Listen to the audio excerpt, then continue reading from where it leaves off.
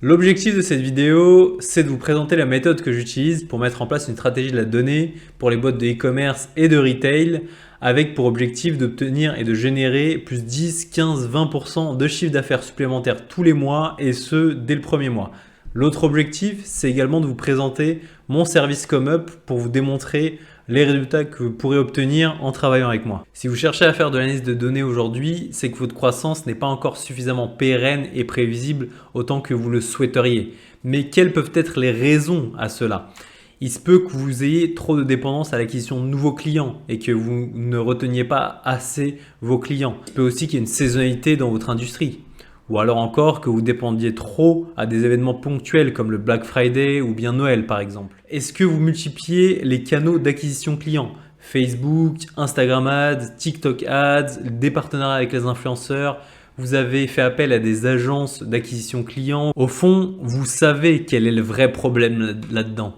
C'est que vous passez 80% de votre temps à faire de l'acquisition de nouveaux clients et que du coup, ça vous empêche de vous concentrer sur d'autres axes de développement dans votre structure. Mais saviez-vous que ça coûte 5 fois plus cher d'acquérir un nouveau client que d'en fidéliser un existant ? Et qu'un client existant a 50% de plus de chances d'acheter un produit supplémentaire et de dépenser 31% de plus qu'un nouveau client. Vous êtes au courant de tout ça, mais malheureusement, vous n'avez pas forcément des pistes de réflexion pour savoir comment mieux fidéliser vos clients et donc vous vous concentrez sur l'acquisition de nouveaux clients sans cesse. Vous pensez que l'analyse de données, elle est réservée uniquement aux grands groupes qui collectent de grands volumes de données, mais ce n'est pas du tout le cas. On peut faire de l'analyse de données avec très peu de données. Il vous suffit d'avoir un minimum un historique d'achat de vos clients au minimum 1 an. L'idéal, ça serait 2-3 ans pour pouvoir comparer et aussi de quoi relier les transactions à vos clients. C'est-à-dire qu'on met un ID client à une facture. Voilà, c'est tout. Avec ça, vous pouvez déjà entamer de la segmentation client, de l'analyse de comportement d'achat des clients et faire tout un tas de choses qui vont directement vous rapporter dès le premier mois où vous aurez pu mettre des nouvelles campagnes personnalisées suite à l'étude des comportements de vos clients. Comme je te disais, tu as besoin uniquement d'une base de données de transactions clients et d'une base de données clients pour démarrer. En plus, si tu as une base de données produits, c'est-à-dire que tu as quelques caractéristiques sur tes produits, comme par exemple la catégorie de produits, les couleurs, etc.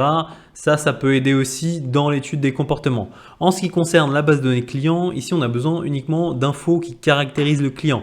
On n'a pas besoin d'infos de contact client. Le mail, par exemple, on n'en a pas besoin pour analyser. Ici, on va plutôt avoir besoin de la localisation du client, de l'âge du client, ce genre de choses. Ça va nous aider pour caractériser le client. Ici, on peut garder uniquement les ID clients et en retour, sur toutes les analyses, on va avoir des retours sur les ID clients et pas forcément sur le mail client.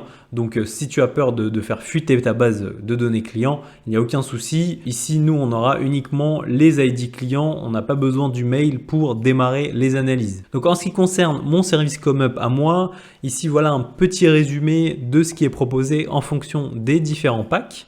Donc par exemple, si tu vas prendre un pack bronze, qui est le premier pack, moi, ce que je vais faire ici, c'est que je vais faire une segmentation client et je vais calculer tout un tas d'indicateurs par client, c'est-à-dire le panier moyen, le chiffre d'affaires global, les produits préférés, le jour de la semaine où ils préfèrent commander, tout un tas d'indicateurs comme ça par client. Ensuite, je vais également envoyer un persona par segment. Je vais vous montrer ce que c'est que le persona par segment juste après. Si on prend le pack Silver, donc le pack Silver, là-dedans, moi j'ajoute un bilan annuel. C'est-à-dire que je vais prendre une année de transaction et je vais faire tout un tas d'analyses sur 3 plans, à la fois d'analyse sur les ventes, à la fois de l'analyse sur les produits, mais aussi de l'analyse sur les clients. Et donc là, on aura de nombreuses analyses qui vont pouvoir nous aider par la suite à identifier des clients qu'on pourrait cibler pour des campagnes marketing hyper précises. Et donc ça, c'est hyper important, le bilan annuel. Ensuite, dans le pack Gold, je vais également vous fournir un historique de segmentation, c'est-à-dire qu'on va regarder les différents segments qu'auront pu avoir les clients au cours de leur vie dans votre entreprise. Et je vais également vous proposer un objectif de chiffre d'affaires annuel. Je vous montrerai juste après à quoi ça correspond. Et enfin, si on prend le pack diamant, et ben ici, en fait, je vais vous faire une liste de toutes les campagnes, qu'il faudra lancer, c'est-à-dire tout, en fait, à la fois je vais vous donner les cibles des clients qu'il faudra targeter, mais également le type de campagne qu'il faudra faire pour obtenir le plus de résultats. C'est-à-dire qu'on va pouvoir, par exemple, voir un client qui était un très bon client et qui n'a pas commandé depuis longtemps, et ben ces clients-là, il faut les targeter le plus vite possible pour les réactiver et les faire redevenir vos meilleurs clients. Donc voilà, comme je vous le disais, dans le pack bronze, on va avoir ce qu'on appelle un persona. Donc un persona, c'est qu'on va prendre un segment et on va essayer de le caractériser et de lui donner le maximum d'indicateurs et d'informations sur ce segment possible. Donc là, par exemple, on a pris les premiums. Les premiums, c'est les meilleurs clients en fait. C'est des clients qui ont acheté le plus récemment, qui ont le plus de commandes et qui ont un chiffre d'affaires le plus élevé parmi tous les segments. Donc ici, dans ce segment premium, on a par exemple 259 clients qui représentent 8% de la base totale. Donc vous voyez, on n'a pas besoin d'avoir des millions de clients pour faire de la segmentation. Ensuite, ces premiums représentent 91 000 € de chiffre d'affaires, soit 35% du chiffre d'affaires total. Donc 8% des clients représentent 35% du chiffre d'affaires total. Ça, c'est hyper intéressant de voir ça. Ensuite, on va avoir des indications sur, par exemple, quel type de marché, où est-ce qu'ils sont répartis en France, en Île-de-France, en Bretagne, dans le Grand Est. On va voir en fait des informations du segment par rapport au total pour essayer de tirer les tendances en fait. Pareil, on va voir si c'est du magasin, e-commerce, omnichannel. Ça, c'est pour ceux qui font aussi bien du retail que de l'e-commerce. Ensuite, on va voir quelle catégorie de produits ils ont acheté le plus. Ici, les cosmétiques, compléments alimentaires, etc., etc. Et toujours faire la comparaison par rapport à la totalité. Derrière, on va avoir des indicateurs sur le comportement d'achat, la dépense annuelle, le panier moyen, la fréquence d'achat, le délai moyen entre deux commandes, la récence et l'ancienneté. Pareil, on aura les KPI sur les 12 derniers mois et sur toute la période. Donc toutes ces informations-là, elles sont hyper intéressantes pour tirer des conclusions, pour essayer de se bâtir un persona en fait qu'on va pouvoir derrière retargeter, c'est-à-dire que dans des campagnes Facebook Ads par exemple pour acquisition de nouveaux clients, on va plutôt chercher des clients qui ressemblent à nos premium et pas des clients qui ressemblent à tous nos clients. Nous, ce dont on a besoin, c'est d'avoir plus de clients premium et moins de clients de passage. Et donc en fait ici, si on avait par exemple l'âge, on pourrait avoir l'âge du client, on pourrait avoir d'autres informations le caractérisant pour pouvoir derrière, on peut même aussi faire des audiences de lookalike à partir de juste nos premium. Donc ensuite, si vous prenez le pack Silver, vous aurez le document suivant. Ça, c'est le bilan annuel que je fais, aussi bien sur les ventes que sur les produits, que sur les clients. Et donc, dans ce bilan annuel, on va avoir tout un tas d'indicateurs, pour commencer, des indicateurs très sommaires comme le chiffre d'affaires, le nombre de clients, le panier moyen, la dépense, la fréquence. L'UPT, ça c'est le nombre de produits achetés par transaction, et puis des visualisations sur les ventes. Encore une fois, on va essayer de chercher un maximum de visualisation. Par exemple, où est-ce que se situent vos ventes? Si c'est en France, on aura une carte par département. En ce qui concerne vos produits, on va avoir des visualisations sur les catégories, quelles catégories vendent le mieux, quels produits vendent le mieux, combien il y a de clients par catégorie, et pas mal de chiffres comme ça. Quels sont vos best-sellers en termes de produits. Donc ça, c'est la partie un peu plus basique pour se dire qu'on est sur la même longueur d'onde. Et derrière, on aura des choses sur les clients, donc sur les strates clients. Là, on va se dire que par exemple, sur les 12 derniers mois, votre base membre, elle est de 6000 clients. Et sur les 12 derniers mois, il y a eu 4206 acheteurs, c'est-à-dire que 71% de vos clients, de votre base client, a acheté cette année. Donc ça, c'est un plutôt bon score. Tous les business n'ont pas ce score-là. Derrière, je vais vous calculer des strates clients. On va répartir les clients en différentes catégories. D'abord, on aura les clients réguliers, les nouveaux clients et les nouveaux anciens clients, c'est-à-dire un nouvel ancien client, ce que j'appelle Moi, c'est un client qui a commandé cette année, qui n'a pas commandé l'année dernière, mais qui a commandé avant ça. Donc en fait, qui a eu un laps d'un an pendant lequel il n'a pas commandé et cette année il recommande. Donc ça, c'est un nouvel ancien client. C'est aussi une façon de le targeter différemment. C'est pas la même chose qu'un nouveau client et c'est pas la même chose qu'un client régulier. Les campagnes sont différentes. Donc on va avoir tout un tas d'indicateurs comme ça.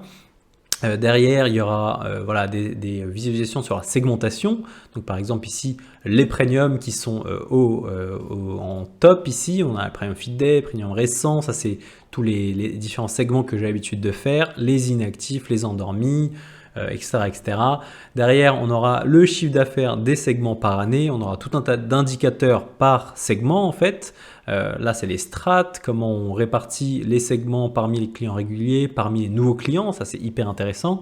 En termes d'analyse produit, on va également analyser le parcours d'achat des clients, c'est-à-dire que par exemple, le premier achat d'un client fait partie de la catégorie tableware ici. Ensuite, quel est son deuxième achat? En fait, ici, parmi les 5303 clients qui ont acheté du tableware, derrière, il y en a 3400 qui ont racheté du tableware. Il y en a 2000 qui ont acheté du Decorative Storage, 1500 du Cake Decoration, 1500 Hanging Decoration, 1200 des Lights et il y en a 1400 qui n'ont pas racheté derrière. Et donc pareil, si on fait ces analyses sur les produits aussi, c'est hyper intéressant. Donc en fait, moi je vais vous donner tout un tas d'indicateurs sur vos ventes, vos produits, vos clients qui vont permettre de mieux connaître vos clients, vos produits, etc. Ce qui vend, ce qui marche bien, ce qui marche un peu moins bien.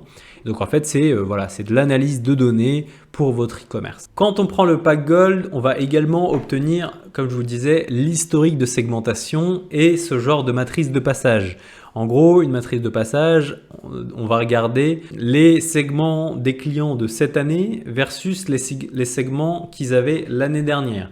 Donc ici, par exemple, comment on lit ça? On lit 50% des clients qui étaient premium l'année dernière sont restés premium.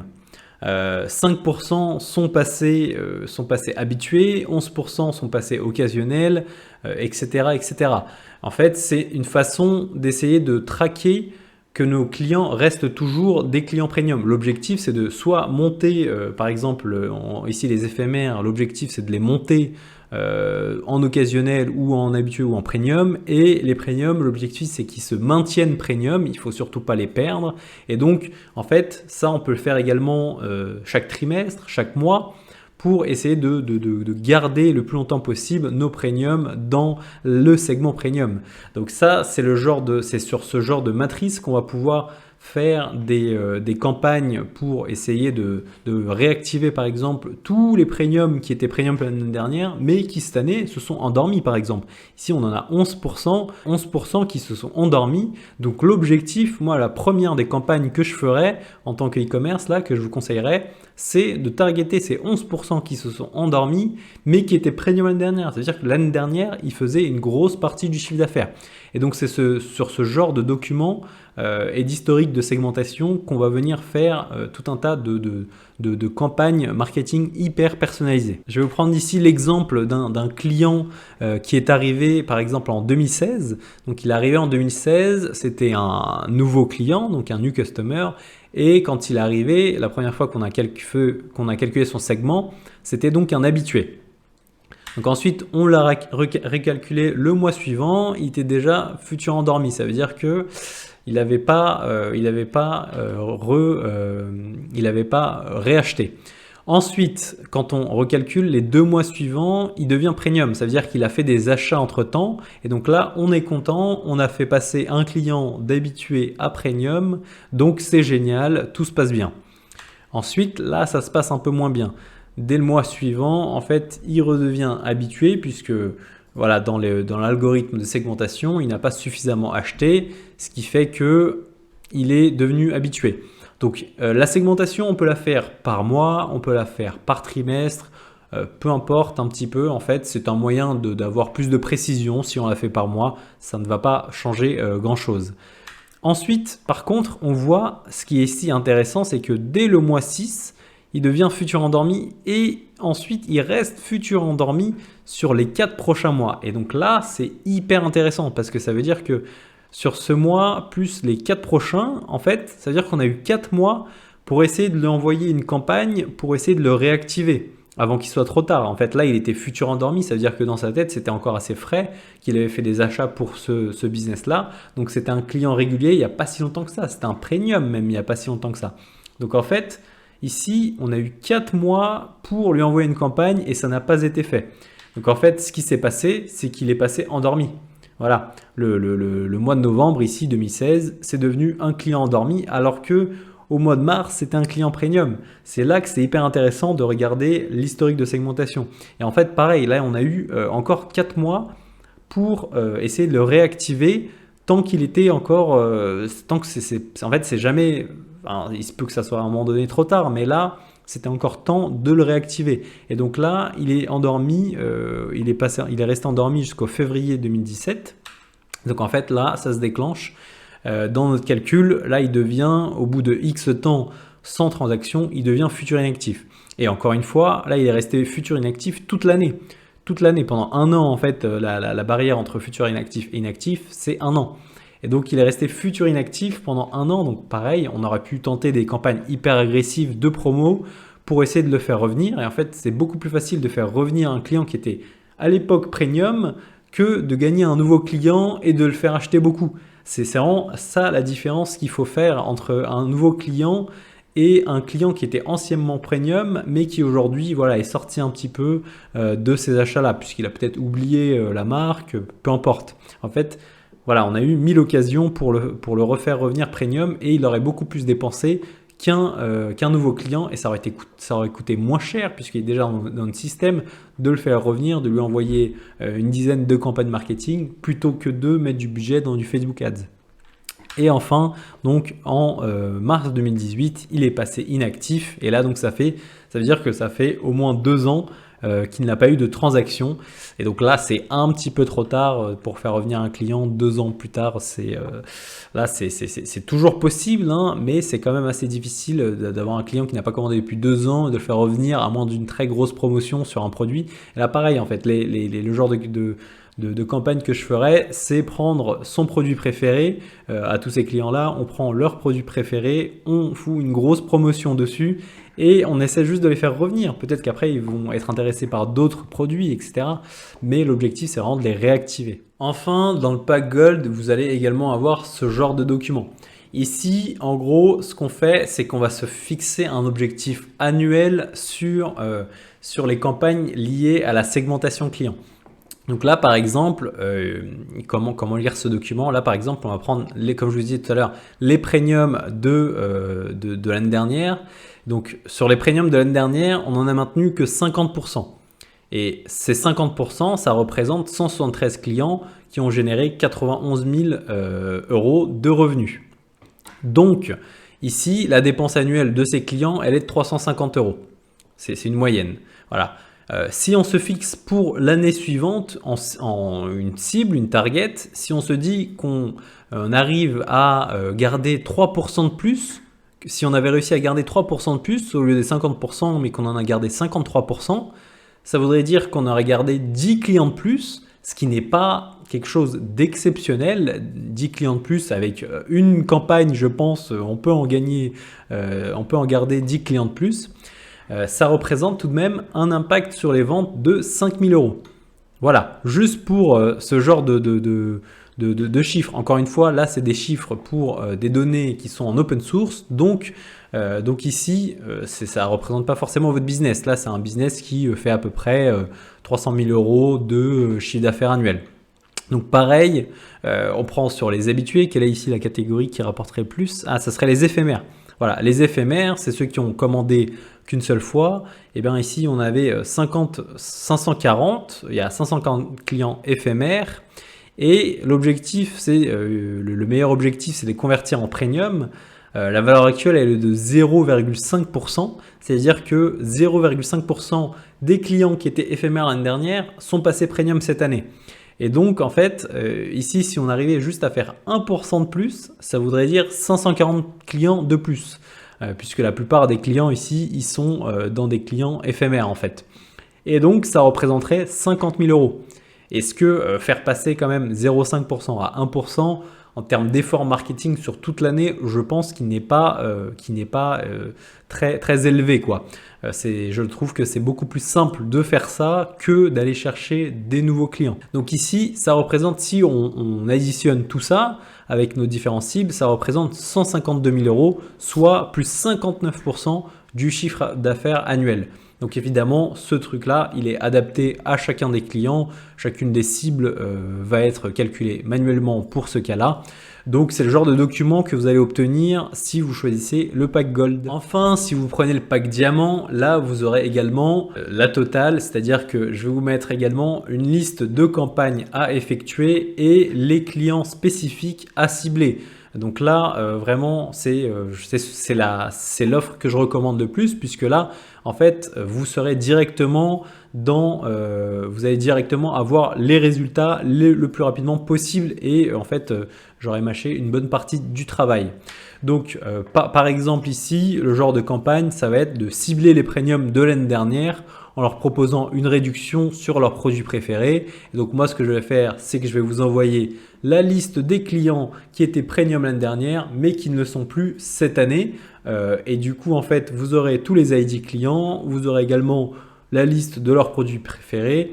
Derrière, il ne vous manquera plus qu'à faire une campagne, un mail, voilà, une campagne de 2-3 mails, une séquence de mails à envoyer à ces clients précis et on va voir ensuite, on va mesurer combien ça va pouvoir générer de chiffre d'affaires. Autrement, on peut aussi avoir une sorte de pré-lancement de produits uniquement au premium pour tester le produit d'abord, pour leur donner une sensation de VIP un petit peu, pour les fidéliser un peu plus. On peut aussi également faire des fortes promotions aux clients qui sont endormis pour essayer de les réactiver, pareil en regardant leurs produits préférés ou ce genre de choses. Et ici, l'objectif, c'est de leur faire même si ça n'a pas forcément très bien marché, quand je dis très bien marché, c'est que ça va pas convertir 80% des clients endormis, mais même si on en convertit très peu, ensuite derrière, ils vont peut-être réacheter d'autres produits et même si sur cette campagne précise, on ne génère pas un gros chiffre d'affaires, et ben ça va quand même générer sur le long terme un plus gros chiffre d'affaires puisque dès qu'ils sont dans le système à nouveau, eh bien, ils peuvent commander à nouveau des produits chez vous. Ensuite, on peut aussi tester un programme de fidélité uniquement auprès des premiums. On peut faire une sorte de programme de fidélité manuellement, c'est-à-dire qu'on va calculer des points en fonction des dépenses des premiums et chaque mois on peut dire que voilà, vous avez atteint ce stade, ce seuil et du coup on offre des petites récompenses pour essayer de fidéliser un petit peu plus les premiums. Si ça marche bien, on peut le généraliser à l'ensemble de la base. On peut également faire du cross-sell, c'est-à-dire que moi, dans l'analyse de produits du bilan annuel, je vais aussi identifier les combinaisons de produits qui marchent bien et vous faire une liste de clients à cibler. C'est-à-dire, par exemple, je vais regarder quelles sont les combinaisons de produits qui marchent le mieux, pas forcément dans un même panier, mais même plutôt dans la durée de vie d'un client. C'est-à-dire qu'aujourd'hui, les clients ne vont pas forcément tout acheter en même temps, mais quelles sont les plus grosses paires dans tout l'historique d'achat? C'est-à-dire qu'un client va acheter ce produit-là d'abord, et puis ensuite, dans 2 transactions, il va acheter cet autre produit. Donc, quelles sont les paires de produits qui fonctionnent le mieux dans tout l'historique d'achat? Et ensuite, ce que je vais regarder, c'est que je vais regarder tous les clients qui ont acheté le premier produit de la paire et qui n'ont pas acheté le deuxième. Et moi, je vous fournis donc une liste de ces clients-là et on peut leur targeter, on peut les cibler en leur disant voici un produit complémentaire qui marche bien avec votre produit. On fait un mail dessus et puis c'est envoyé. Voilà le genre de campagne que vous allez pouvoir avoir dans le pack diamant. Je vais vous donner la liste des clients à cibler, les thèmes des campagnes et il ne manquera plus qu'à rédiger les mails. Donc voilà les next steps justement. Les next steps, ça va être de rédiger les campagnes d'emailing ou de recruter, soit vous le faites vous-même, soit vous recrutez quelqu'un pour le faire. Soit aussi vous pouvez faire appel à mes services pour que moi je fasse appel à des partenaires copywriters puisque moi je suis un data scientist, je ne rédige pas forcément les campagnes d'emailing. Et ensuite, ce qu'on fait, c'est qu'on lance les campagnes. Derrière, moi je mesure les performances. Vous pouvez également prendre un service sur ComeUp pour que je mesure les performances de toutes ces campagnes pour qu'on puisse voir quelles sont celles qui ont le mieux marché. Et comme ça, en fait, dès le mois prochain, on peut voir celles qui ont mieux marché, celles qui ont moins bien marché et essayer de de trouver de nouvelles analyses à faire pour creuser un peu plus certains aspects de votre business. Et du coup, dès le mois prochain, en fait, on réitère. Je vous redonne une liste de campagnes à effectuer. Je vous refais un bilan mensuel. Et en fait, on peut commencer à être partenaire. Je peux devenir votre data analyst externe à votre boîte et devenir votre partenaire data pour essayer de générer un maximum de chiffre d'affaires sur cette année et tenir l'objectif qu'on s'est fixé dans le pack Gold comme je vous l'ai montré. Moi, mon objectif, c'est de vous suivre le plus longtemps possible puisque moi, j'ai d'autres compétences sur la partie stratégie de la donnée. Mon objectif à moi, c'est de devenir votre partenaire de croissance sur le sujet de la data et de vous accompagner le plus longtemps possible et sur tous les sujets data. C'est-à-dire que derrière, pour moi, au bout d'un an, si tout se passe bien, si on a généré suffisamment de chiffre d'affaires, autant que l'objectif qu'on s'est fixé, derrière, on peut aller faire de nouveaux chantiers data. C'est-à-dire que je vais aller vous construire un dashboard, on va pouvoir faire un peu de machine learning, on va pouvoir faire de nouvelles choses en ce qui concerne la data. Et du coup, moi, mon objectif, comme je vous le disais, c'est de devenir votre partenaire data. Voilà quelques exemples des clients avec qui j'ai eu l'occasion de travailler. Par exemple, on a Byredo qui fait partie du groupe Puige. Ici, j'ai mis en place ce qu'on appelle un référentiel client unique, c'est-à-dire qu'eux, ils ont des clients en boutique, ils ont des clients du e-commerce et l'objectif, c'est de les rassembler, de les dédoublonner et de les segmenter. Et donc là, c'est tout ce que j'ai fait. J'ai fait de la segmentation dynamique des clients, c'est-à-dire qu'on a automatisé tout ça, un calcul des KPI, du dédoublonnage. J'ai affecté des clients à des vendeurs en boutique. On a travaillé sur une application de clienteling. Donc, on a synchronisé un petit peu le CRM avec Salesforce.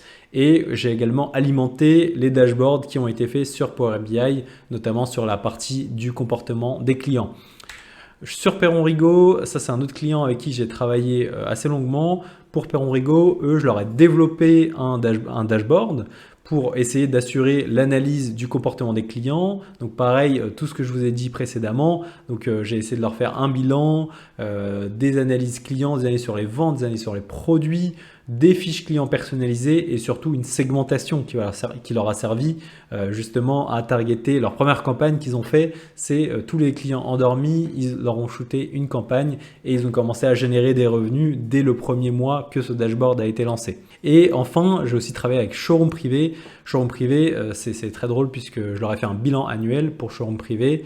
Et Showroom Privé aussi bien en France qu'à l'international. Et en fait, toutes ces analyses que je faisais moi-même, elles sont faites également chez Showroom Privé. Donc ça, c'est hyper intéressant d'avoir un business comme Showroom Privé qui est un des plus gros e-commerçants français, qui ont des gros volumes de ventes et qui ont des équipes entières de data scientists qui en fait font finalement des analyses, qui font de la segmentation assez simple, mais qui est comprise par tous les membres de l'entreprise. Tout le monde sait ce que c'est qu'un client premium pour Showroom Privé, par exemple, et les analyses produits, du cross-sell, etc., etc.